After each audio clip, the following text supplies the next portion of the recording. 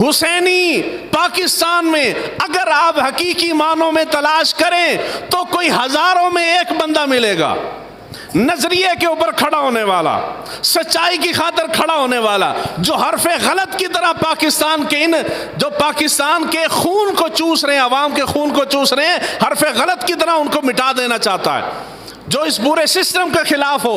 हजारों में लाखों में एक आध बंदा मिलेगा, मगर वगरना हम सारे के सारे कंप्रोमाइज लोग हैं। हमें अगर कोई सियासतदान नाली बना दे तो हम उसके साथ हैं, कोई हमें छत बना दे तो हम उसके साथ हैं, हमारा नलका लगा दे तो हम उसके साथ हैं, हमारी हुसैनियत खत्म हो जाती है। अगर कोई मेरे बेटे को नौकरी दिला दे तो मेरी हुसैनियत गई, मैं उसके साथ हूं।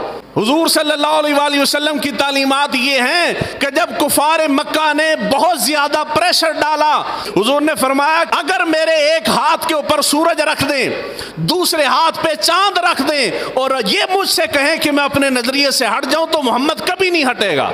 रह गया माली फवायद, तो वो माली फवायद कौन सा फायदा है जो हुजूर सल्लल्लाहु अलैहि वसल्लम को कुफार मक्का नहीं देना चाहते थे।